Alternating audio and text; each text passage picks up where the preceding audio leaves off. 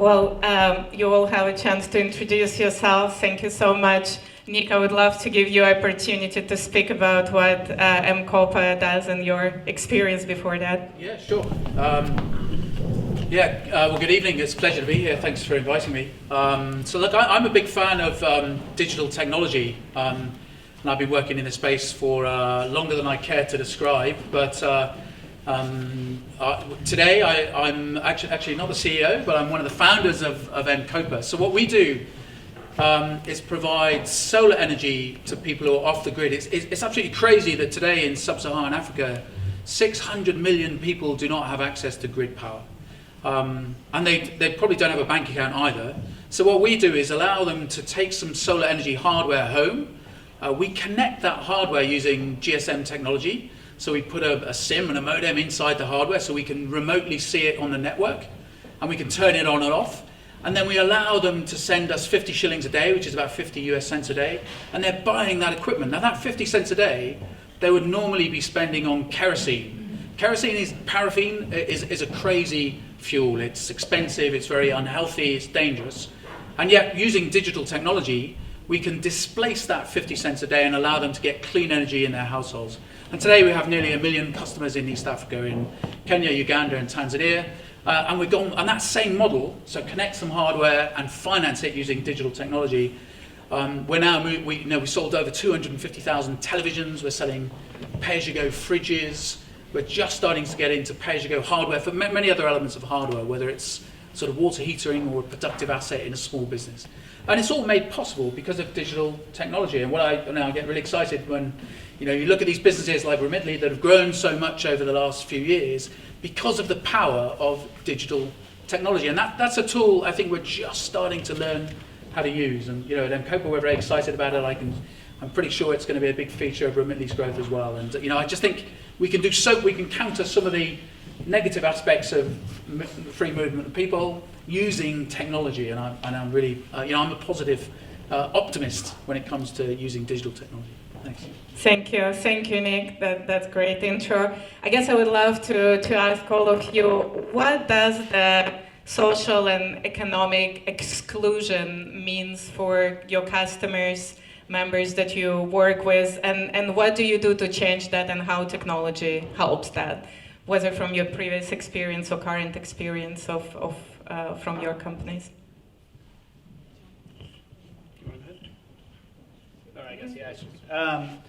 I think that the core of what we do at Remitly and our broader vision is broad financial services for immigrants and their families to improve their lives. It's just been, our customers have been underserved for a long time. They just have been, whether it's getting a bank account, sending a remittance, getting a loan, and thinking about not having credit history, it just hasn't been the focus for large financial services institutions. And so we can come in, and the reason I say mission-based is because there's just so much value to serve a customer base that deserves to be served so much better, and historically has not had that opportunity. Just to add a little to it. So when you think about what's happening in Asia at the moment and the way almost everything is done digitally, if you look at some of the big players in these, what they're calling super platforms in China, I think we've got to start positioning ourselves for that in other parts of the world. So Africa, I think, is a country of huge potential.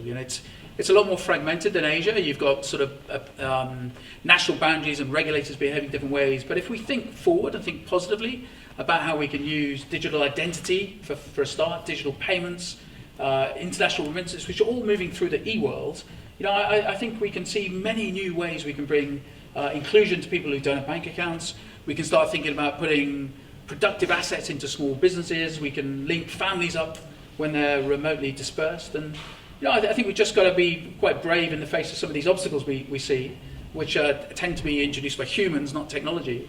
And I think the future looks very positive to me. Brilliant. Do you want to say something? Je me présente. Okay. I can translate. Okay, I would like to present myself. Mm-hmm. Bonjour à tous. Hi everyone. Hello everyone.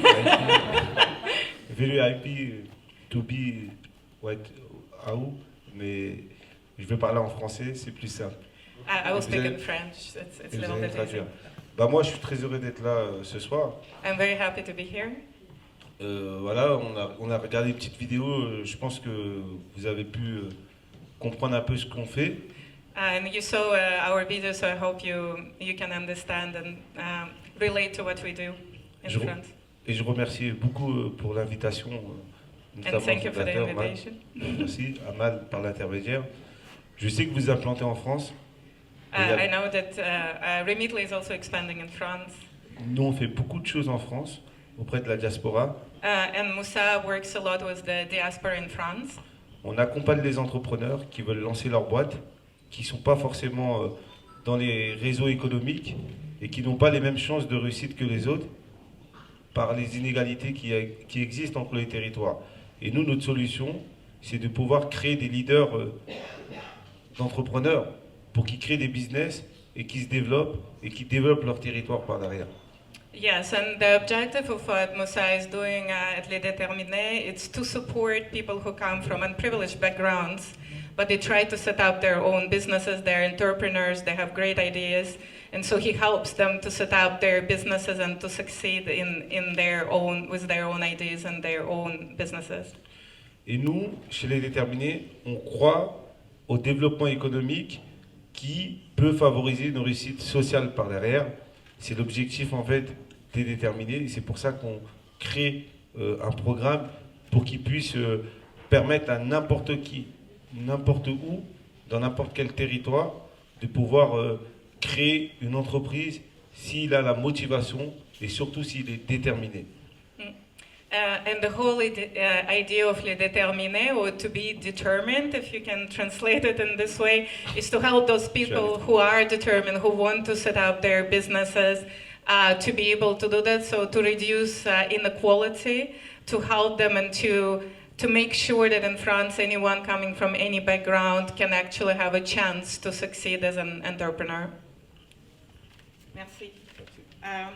So I wanted to ask, there is about 250 million of immigrants in the world, and we all at some point came to London, many of us, and we kind of felt how it feels first time when you have to open a bank account to try to find an apartment, but we probably can't compare ourselves to lives of those for whom it's even more difficult. So I want to ask you, what do you think we can do to make life of immigrants better?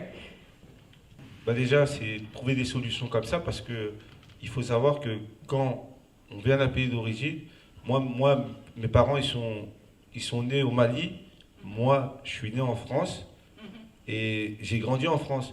Mais mes parents, on a toujours de la famille en Afrique. So Moussa speaks about his family to give an example of life of an immigrant. So he comes from Mali. He was born in France and he lives in France, but his parents are still in Mali. Donc c'est important de garder le lien. Et nos parents, ils ont toujours été élevés dans cette culture où parfois ils travaillent tout le temps, toute leur vie, et ils font vivre des familles, des villages entiers en Afrique. Et ça, c'est important parce que eux, ils travaillent, ils redonnent, ils transfèrent de l'argent, etc. Et tout ça, ça fait tourner l'économie et ça permet aussi en Afrique de développer des projets. Yes, sir. So what he's saying is that we all need to be understanding of other people cultural values, because for example in Mali one family can work and support the whole village, so his parents are very used to work all the time and provide for a very large group of people that is dependent on them. Et en France, il y a beaucoup de jeunes comme nous qui ont une double culture, qui sont nés en France mais qui ont des pays d'origine et qui sont attachés à leur culture, ils sont attachés à leur pays d'origine. Et ils veulent aussi développer là-bas. Et c'est pour ça des solutions comme Remitly, je pense que c'est aussi des bonnes solutions qui permettent en fait de créer le lien. Maintenant, le problème, il faut sensibiliser les populations pour les former aussi au métier, parce que c'est une application et tout le monde a du mal à utiliser les applications. Et tout ça, en fait, il faut acculturer les populations pour qu'ils puissent eux aussi utiliser ces outils-là.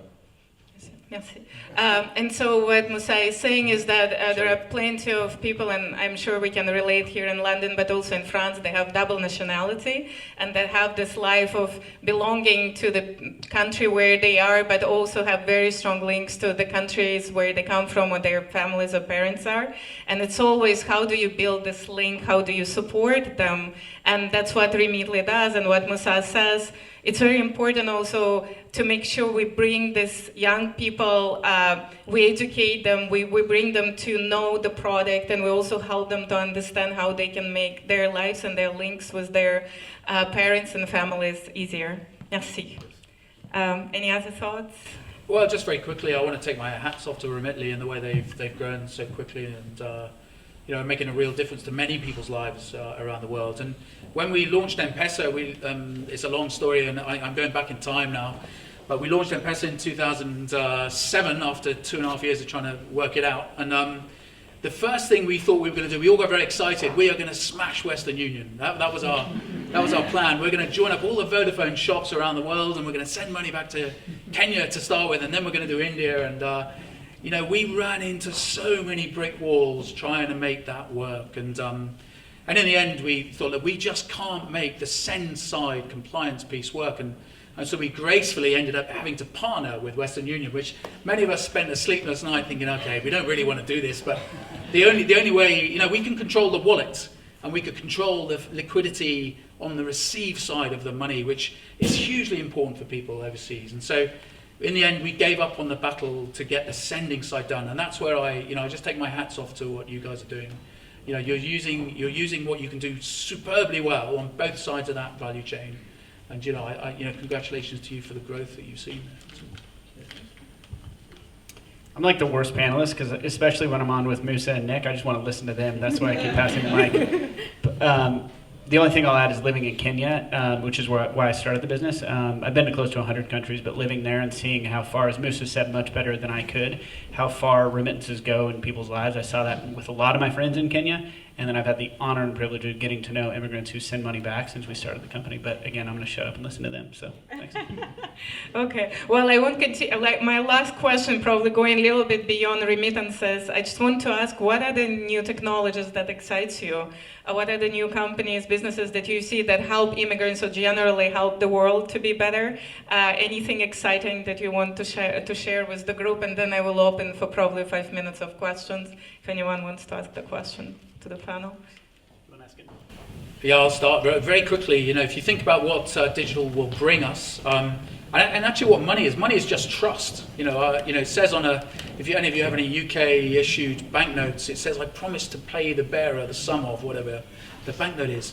We can do that promise using digital now. And so for me, one of the most exciting things we do is start to build businesses around digital identity.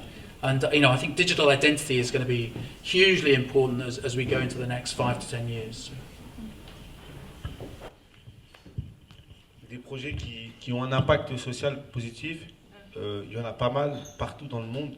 Mm-hmm. So there are many interesting projects and companies that do interesting work that have an impact on the social, that helps general society. Notamment en France, mais là vous voulez un projet qui touche les immigrés, c'est ça? Des immigrés ou généralement aident les gens, oui. D'accord. Nous, en fait, dans nos startups qu'on accompagne, on a un projet qui met en place une intelligence artificielle pour aider en fait les patients qui sont éloignés dans des territoires où les médecins ont du mal à avoir accès, pour traduire, parce qu'ils ne parlent pas forcément la même langue. Ils ont mis une intelligence artificielle, ils veulent mettre une intelligence artificielle pour traduire en fait la langue de la personne avec les médecins pour mieux les prendre en compte et les soigner. Et ça, ils sont en train de le développer partout en France.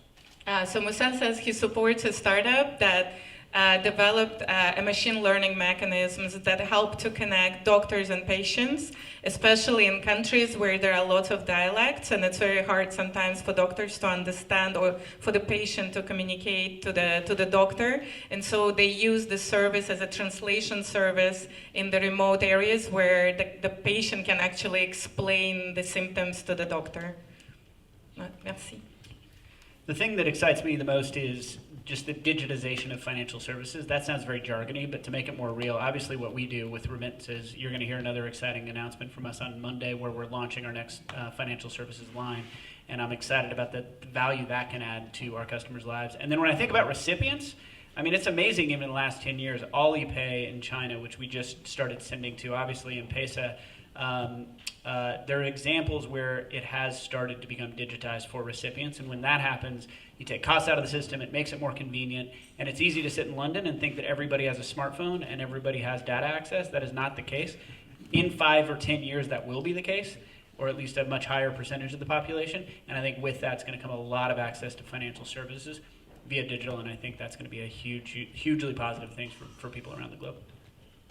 Well, thank you so much to the panel. I want to maybe to give a chance to ask for 2 free questions if anyone has a question from the audience. Any brave souls?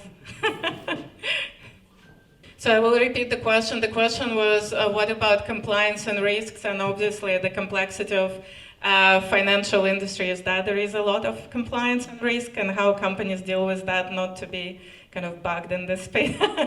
Okay, who's brave? I'm going to point it out, so I'll answer this one.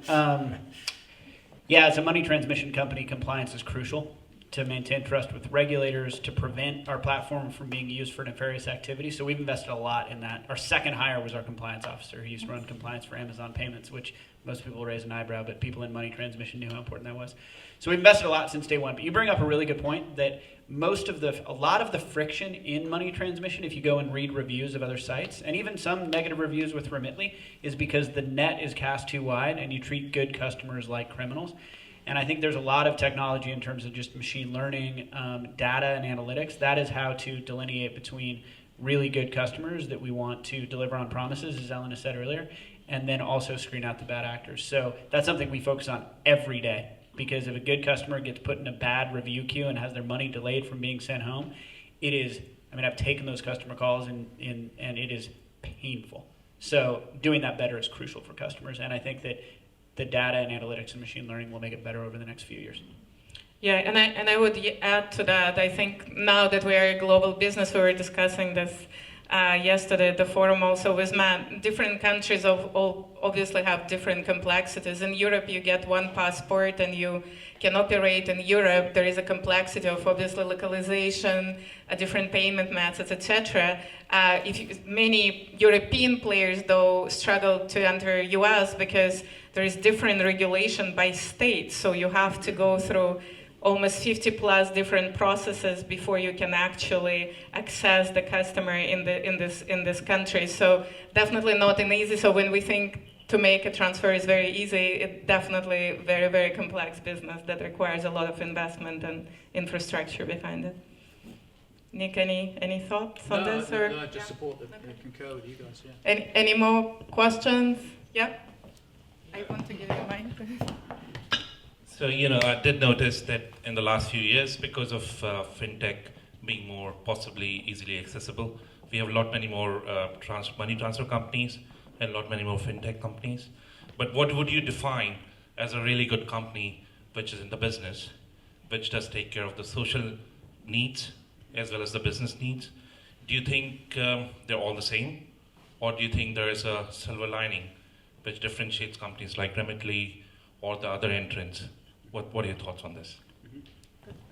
Yeah, I think it's a great question. I think that, first off, I think it starts at the top, including investors. And our last round, we raised our largest round from, was from Generation, which is a double bottom line sustainability investors, started environmental, but have now expanded into financial services as one of their key areas. So I think that helps a lot. And we look at KPIs at a board level that not only look at financial returns, but also look at some of the social impact metrics. And I was just actually talking with our director from there right before I came to this meeting, so it's top of mind. And I think that is important because as we continue to scale and serve more customers, having that North Star is super important, and to try to measure the impact that we make to our customers' lives. So that's one example, and I think that The other thing that we talked about remittance companies broadly, I think that the point that we were talking about earlier in terms of friction for customers, it's hard to build a really reliable money transmission product. It sounds so easy. I thought 9 years ago when I started this business, sending money from A to B would be super simple. Turns out it's really not. And so having a certain scale actually helps a lot because we have more data and we can invest a lot more in our platform. And so like most payments businesses, of which remittance is a type of payments business, getting to a certain scale gives us more opportunity to invest in our product, which improves that reliability, which is ultimately what gives customers peace of mind. And that's crucial because in addition to fees and everything else, it is frightening for our customers to send money with an online, nameless, faceless digital provider. And so having more scale enables us to bring more peace of mind to customers via the reliability and other things that I mentioned. I think that's ultimately how we'll differentiate over time. Yeah, just to build on that, it's all about trust actually, and you've got to win the trust of your customers. And in the early days of mPesa, we spent a long time just doing that, and we had the power of the Safaricom brands behind the product, which made a big difference. So thinking about trust and just delivering on what you say you'll do, and I like your strapline promises and delivering on promises, that's key. And then when you win those hearts and minds, I think the customers will show loyalty. There are some downsides, of course, that we've got to be aware of. Digital, I don't want to. Let's not. I'm as well as being an optimist, I'm also a realist. And when you look now at how easy digital credit is to get, because anybody can apply for one loan through their phone in one place, 2 other loans in another place, and very quickly can get over indebted. And some of you, I think I'm a lot older than most people in this room, but 15 years ago we saw that happen in the microfinance world where over indebtedness became a real problem. And I think we have to be very careful about making digital credit too easily accessible. And there's a sort of growing body of people that are worrying about that because everybody's got a phone, everybody can sign up, and everybody can get credit, and you can take that too far. So what we do at mKopa, we are lending against an asset. It's a clean energy asset, but we're lending against something physical. So we sort of grow a profile of a customer. But there are, we've just got to be a little bit careful that digital doesn't go too far, and that we build trust with consumers and deliver on what we say we're doing. And then I'm massively more on the optimistic side than I am on the negative. But let's not pretend there are no negatives with digital services. Okay, well, thank you so much. I won't keep you from drinks, and thank you so much for making it here, and thank you a lot to the panel. Thank you, Moussa, for making all the way from France. Thank you, Nick, for coming. It was great to have you. Thank you, man. Thanks.